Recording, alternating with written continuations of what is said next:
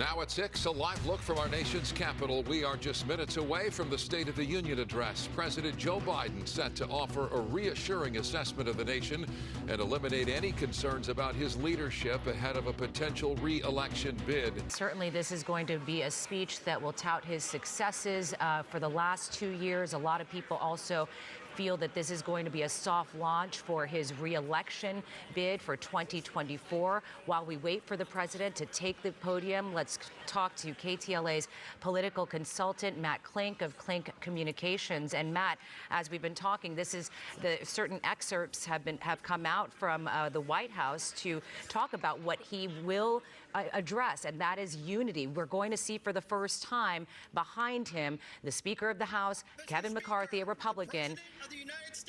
And here we have the House Sergeant at Arms, William McFarland, introducing the president.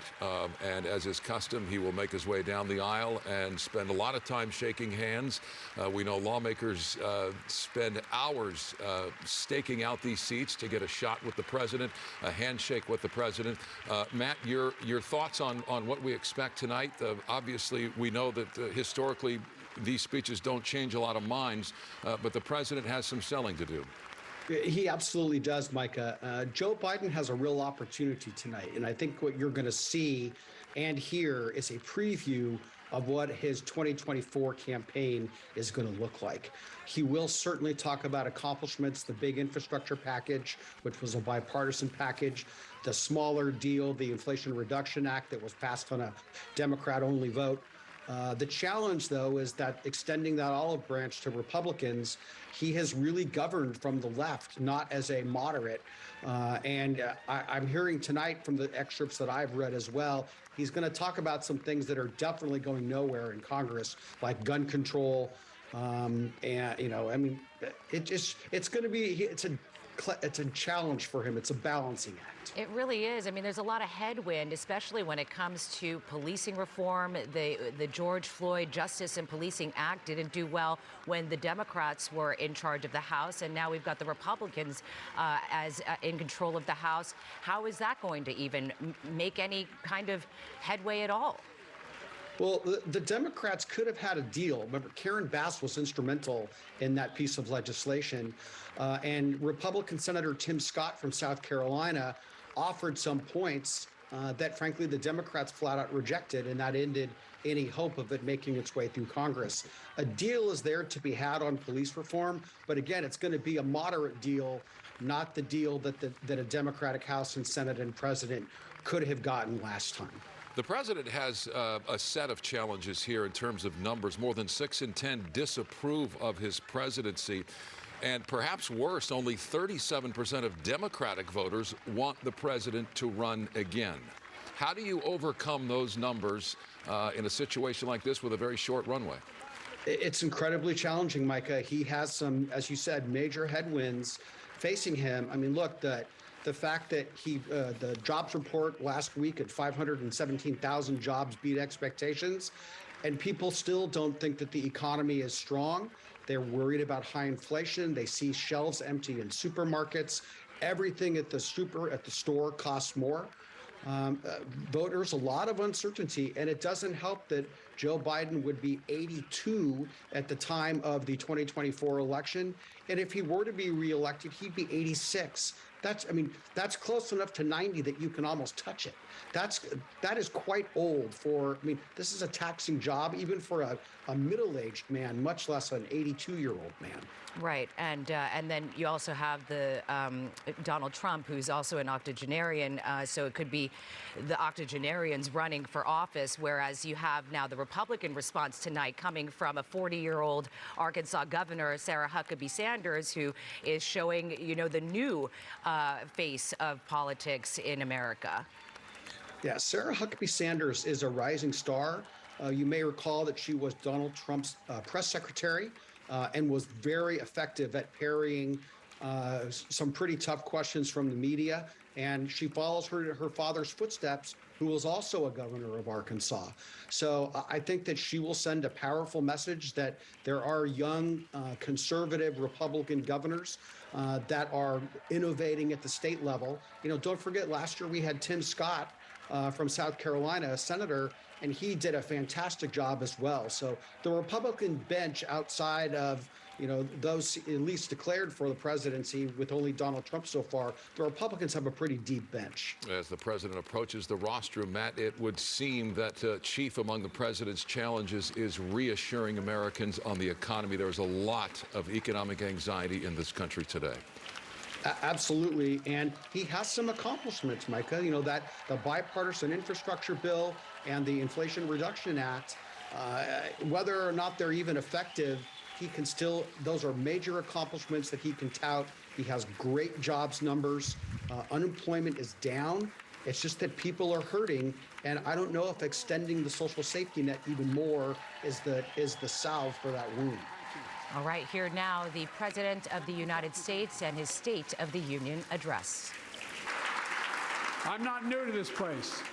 I stand here tonight having served as long as about any one of you have ever served here. But I've never been more optimistic about our future, about the future of America. We just have to remember who we are. We're the United States of America, and there's nothing beyond our capacity if we do it together. God bless you all, and may God protect our troops. Thank you. The President of the United States addressing Congress, the American people, and indeed the world. 1 hour, 12 minutes in his State of the Union address. The President in front of his biggest audience of the year. A chance to lay down a marker to let Americans know what's at stake. And as we expected, we heard from the president touting legislative achievements like the bipartisan infrastructure law, historically low unemployment, a surge in manufacturing jobs. He doubled down on his fight to protect Social Security and Medicare.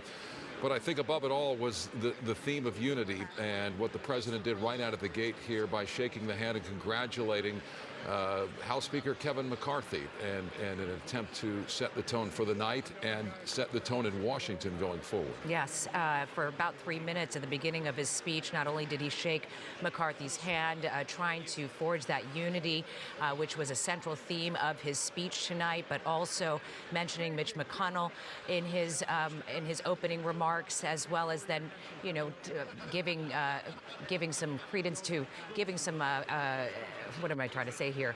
Applause to Nancy Pelosi, pardon me.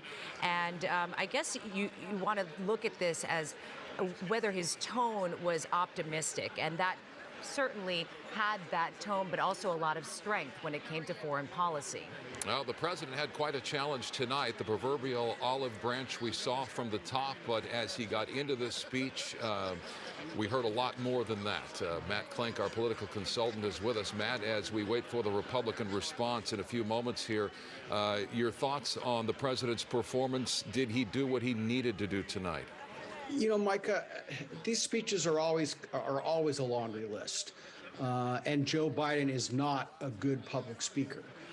That said, he was solid tonight. He did what he had to do. He won't win any awards for Best State of the Union, but he did what he needed to do. He keeps his Democratic base happy. He talks about accomplishments. He says he wants to raise taxes. And there was a lot of discord in the chamber tonight. You actually saw one member of Congress, Marjorie Taylor Greene, yell liar in the chamber. That's not befitting of a member of Congress. I mean, that's what you see in third world dictatorships. It just is not appropriate, and it's not the decorum one would expect. But Joe Biden, he quickly parried back, so he was on his game for that. But again, these speeches are not going to win any awards. You have to do them, and you try to list your accomplishments. But I think you heard themes that he's going to use regularly in the upcoming campaign. We want to pull that part of the speech up, but before we do, you also saw House Speaker Kevin McCarthy mouthing, or trying to shush some of the GOP members there, and even warned prior to the State of the Union address in a closed-door meeting to have some decorum. Last year, we saw Marjorie Taylor Greene have an outburst with as well, and so it was a repeat of that. And let's take a look at what happened tonight. Some of my Republican friends want to take the economy hostage. I get it, unless I agree to their economic plans. All of you at home should know what those plans are. Instead of making the wealthy pay their fair share, some Republicans want Medicare and Social Security to sunset. I'm not saying it's a majority. Let me give you, anybody who doubts it, contact my office. I'll give you a copy. I'll give you a copy of the proposal. And there you have it. That was the outburst that you saw with Marjorie Taylor Greene, again, standing up and saying he was a liar. So what are your thoughts about obviously no decorum there? It's just bad form. I mean, that the president comes as a guest of the House of Representatives, specifically a guest of the Speaker. And for any member, whether it's a Republican or a Democrat, in this case it was a Republican, to do that, it's just in bad taste, and it certainly makes the person who did it look foolish and small. But again, Joe Biden didn't just take it; he gave back. Now, it is true that Kevin McCarthy earlier in the week had said there are no plans to cut Social Security and Medicare, and there won't be. But again, this is politics. All's fair in politics. But he certainly got under the Republican skin. But look, he also did a lot tonight. President Biden did that wasn't really unifying. He threw out the Social Security and Medicare because that's the third rail of politics.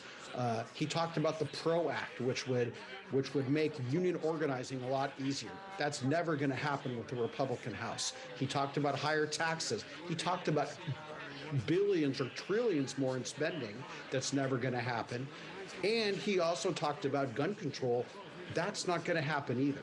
So I don't know how much unifying that was, but again, it really gets his base motivated and keys him up for an announcement in the near future that he's going to run for president. Well, a highlight of the new era of divided government was seated over the president's left shoulder for the duration. House Speaker Kevin McCarthy, a man with whom the president will be forced to forge deals on a wide range of issues. Front and center, of course, Matt, is the debt ceiling. These two men pride themselves on developing personal relationships and, frankly, trying to strike deals. The question tonight, their relationship going forward, do you see it getting better? Well, I think that it has to get better. They are both good political professionals, and they realize that Joe Biden needs to get things done. Kevin McCarthy needs to not only govern the House, but keep his caucus in line, which is no easy feat for recent Republican speakers. I think Joe Biden's going to play hardball in the debt ceiling, though. And if the government does default, it's largely going to be the Republican House that is going to bear the brunt of that. But right now, Kevin McCarthy has backed himself into a corner. He has said that there needs to be budget cuts or spending reductions to show some decline in the debt or the deficit as well. And it's going to get a lot more stressful because no deal like this, if there is a deal to be had, will be made until about 11:59 on the day before default. We talked earlier about this being a soft launch for his re-election campaign in 2024. And we also said that maybe perhaps this might eliminate any concerns about his leadership. What are your thoughts on that? Was this a strong speech for him going not only just the next 2 years, but the next 6 years? Well, sure. Look, I do think that he was successful in talking about the things he wants to talk about. The high unemployment or the high employment, how the fact that inflation is coming down, record number of jobs created, manufacturing jobs, chip manufacturing facility in Ohio. These are all things he wants to talk about. That's, and then he talks about things in the future that he wants to do, which is, elections are about the future, not about the past. But he also, Joe Biden, he yells a lot. He stumbles around words. Who knows if he's going to hold up on the rigors of a national campaign that he's going to have to get out and move around the country this time because he didn't do that in 2020. So I think the doubts will still remain, but he has a lot of very positive things to run on. And I was looking at Twitter while I was watching the State of the Union. The White House is already out with a tweet that talks about all of Joe Biden's or the Biden-Harris administration's accomplishments. Well, they are hitting the road here, starting tomorrow, heading to Wisconsin and then on to Florida to position themselves and, as you would expect, tout their accomplishments and follow up on what we heard from the president tonight. I want to remind you we're again waiting for the Republican response. That would be the Arkansas Governor, Sarah Huckabee Sanders. She is a blunt talker who came to national prominence as the press secretary for President Trump. She's 40 years old, the youngest governor in this country, the first female governor of Arkansas, and frankly representing the younger generation, the new generation of Republican leadership in this country. Matt, you mentioned inflation. The president talked about it a few moments ago. We want to run back on some of what he said, arguing that we are, as the United States, better positioned than any country on earth. Let's listen. Inflation has been a global problem because the pandemic disrupted our supply chains, and Putin's unfair and brutal war in Ukraine disrupted energy supplies as well as food supplies, blocking all that grain in Ukraine. But we're better positioned than any country on earth right now. But we have more to do. But here at home, inflation is coming down. Here at home, gas prices are down $1.50 from their peak. Food inflation is coming down, not fast enough, but coming down. Inflation has fallen every month for the last 6 months, while take-home pay has gone up. Well, Matt, it seems like that there's a disconnect there. I mean, we're going to hear from Sarah Huckabee Sanders, the governor of Arkansas, shortly, and some of the excerpts from her speech have come out where she says, you get crushed with high gas prices, empty grocery shelves, and our children are taught to hate one another. That's another subject as well. But, Washington taxes you and lights your hard-earned money on fire is what we're expected to hear from the governor of Arkansas. I mean, look, Joe Biden talks about certain parts of the economy that just are not accurate. So gas prices have come down from historic highs, but gas is more expensive than when Joe Biden took office in January of 2021. Inflation is going down, but inflation has soared because of the trillions of dollars of COVID money that was put into the economy. That's why interest rates are at 5% right now.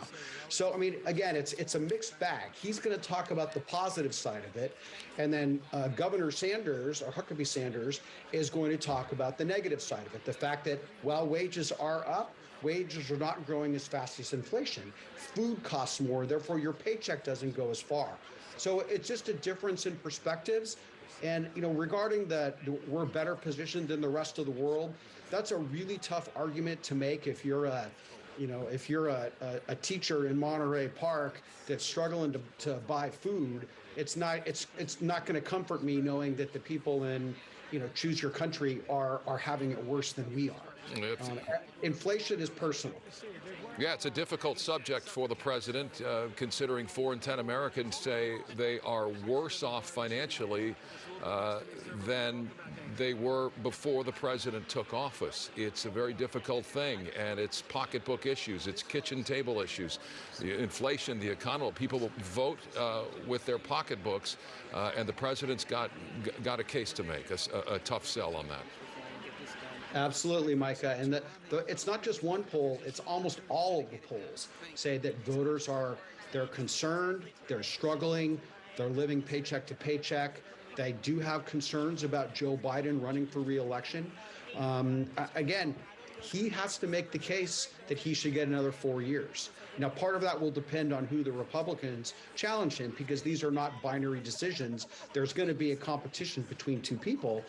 I know that Joe Biden is licking his chops for Donald Trump. He's already beaten him once, and I'm sure his people believe that Donald Trump can be beaten again.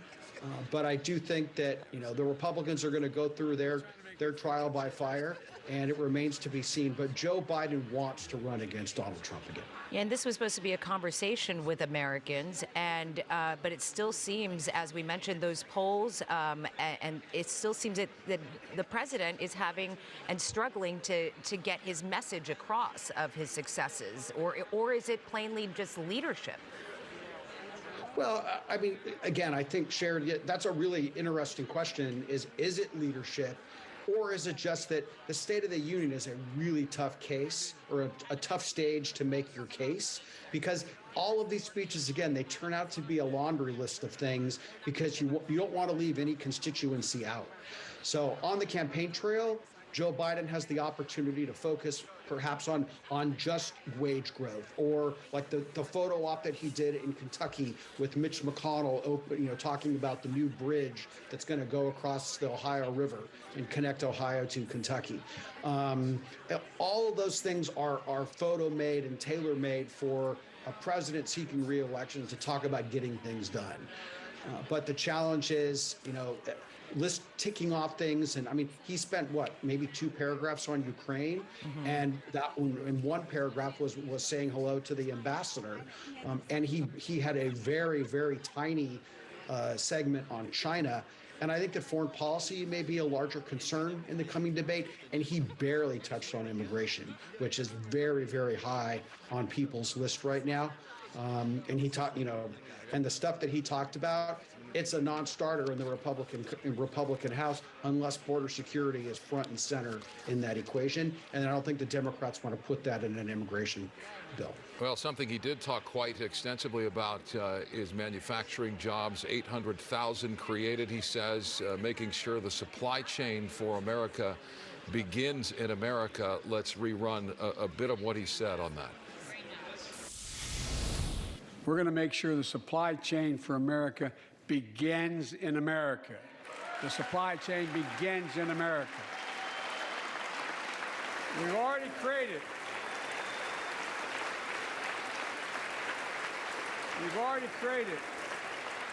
800,000 new manufacturing jobs without this law, before the law kicks in. With this new law, we're going to create hundreds of thousands of new jobs across the country. And I mean all across the country. Is that really the concern, though, is that a lot of these new laws are just taking effect and that the Americans aren't feeling the effect of it just yet? Sure, that's part of it. I mean, infrastructure takes a long time to, you don't build a bridge overnight or put a road in overnight. It does take a long time. But there's also an important political reason for that statement. In 2020 and in 2022, we saw blue-collar workers without a college education leaving the Democratic Party and voting Republican for the first time in a long time. They used to call them Reagan Democrats back when Ronald Reagan ran for president. It seems like a million years ago. But that's the group that's been abandoning the Democratic Party. So blue-collar Joe wants those workers back. Now, the term supply chain, that has become a household term in the fallout from COVID and the paralysis it created in so many sectors globally. The president touching on it there, saying that the supply chain needs to start and end here in the United States, manufacturing jobs. I mean, is that the way of the future for the Democratic Party?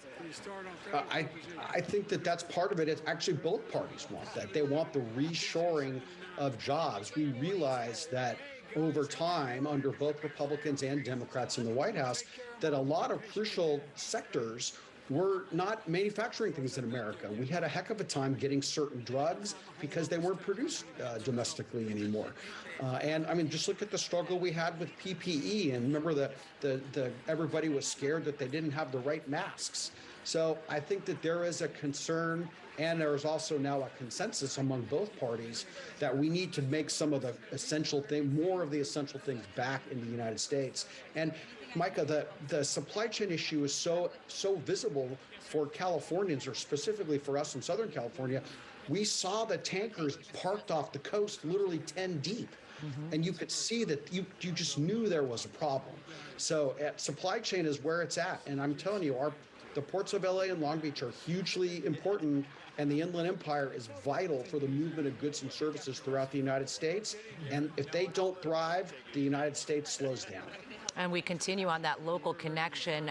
We also saw the White House invited and was Brandon Tai, the 26-year-old hero in Monterey Park that stopped that second shooting, mass shooting, and he was there. Let's take a listen to what the president had to say about assault weapons. Yep. He thought he was going to die, but he thought about the people inside. And in that instant, he found the courage to act and wrestled a semi-automatic pistol away from the gunman who had already killed 11 people in another dance studio. 11. He saved lives. It's time we do the same. Ban assault weapons now. Ban them now. Once and for all. And the reaction there, Matt, in Congress, what you would expect. People know. They don't know. We may have lost our connection with Matt there. I'm back. I'm back. Yeah, so you heard the president there calling for another ban on assault weapons. Your thoughts? Again, it's never going to happen in a Republican-controlled House. I've already been seeing tweets online talking about the Second Amendment. They'll introduce it again. The Democrats will, maybe in the Senate, but there's no way that that's getting through the House. Although he did say I'm surprised he didn't talk more about the bipartisan gun legislation that was successful in moving its way through Congress. That would have been a real opportunity to extend a big olive branch, and he could have more directly thanked the Republicans that voted for that piece of legislation. But, again, in a long speech, I'm sure that probably wound up on the cutting room floor. But there's no way an assault weapons ban makes its way through Congress. Yeah, any minute now we should be hearing from the GOP and the Republican response from Arkansas Governor Sarah Huckabee Sanders. She's only 40 years old, the first woman to be governor of Arkansas, and really the youngest governor in all of the United States. It is a big deal for her to be touted as the person who's going to deliver this response, Matt. And what we are going to see here is someone that is not going to threaten a Trump run. We also hear that maybe perhaps she could be a running mate for Trump in 2024. Yeah, I mean, look, that list is long and deep, Cher, of potential Trump running mates. I think that, Americans will hear her or see her and they'll be like, oh, yeah, I remember her from when she was White House press secretary. She's an excellent speaker. She has some really good credentials. And I think she's going to do really well in Arkansas. But this is the equivalent of playing the back room in a very large hotel. It's a tough stage to compete with the grandeur of the floor of Congress when you're in a small room trying to sound authoritative and offer a response. So the task is tough, but I think that she'll do a good job. It should be any minute now as we wait. Matt, we just watched something rather remarkable in terms of State of the Union address. At the end, the president spent a full 20 minutes walking from the rostrum to the exit, shaking hands, taking selfies, just really highlighting what's so important to this president about making personal connections and his politicking going forward, and something that'll be crucial in a divided House. Micah, absolutely. And I mean, Joe Biden, when he said, I've been in this building longer than most of you. I mean, he's got a connection to Congress. He loved being a United States senator, and he is a great retail politician. He loves to literally shake hands, and there were no babies to kiss, but there were, he would have kissed them. He wants to shake hands. He wants to establish that connection. I'm sure he's talking about how he could get into some members' districts and campaign with them at some point in the future. Especially if he's running for re-election, he's going to need to do that. And that really is Joe Biden at his best when he's talking like that. So that's I think the Democrats should be excited to see that, because it shows that he's enthusiastic and engaged and is really going to take this re-election seriously. And you saw that in the very beginning of those first 3 minutes of his speech when he was starting to talk to everybody and joking and having this kind of show his charisma to Congress, really. Absolutely. I mean, He gave Kevin McCarthy some incredibly nice kudos, even joked a little about how working with him may be bad for Kevin's career, which was, pretty funny. He applauded Mitch McConnell as the majority leader, or I'm sorry, now the minority leader. He talked to about Chuck Schumer in very flattering terms. You can tell he has a very special connection with former Speaker Nancy Pelosi. So that was nice to hear him say that. But I mean, that's where I think a president is at his or her at some point in the future best, when they are able to really bring everybody together like that. But that moment quickly faded because, after all, this is, if anything, a political speech. And we saw it with the standing up and the sitting down for various things, which in and of itself is something that a lot of people count. And there were quite a few where half the audience stood up tonight and the other half didn't budge. Well, your comment juxtaposing the old guard and the new guard. The president famously has a terrific working relationship with Senator Mitch McConnell going back decades. Speaker Kevin McCarthy, the question still remains, and I think chief among them, does the speaker have control of the politics of his caucus the way Senator McConnell does? Yes. And Micah, the answer is the jury is still out on that. He held 218 votes when the Republicans in the House kicked Representative Omar off of the Foreign Affairs Committee.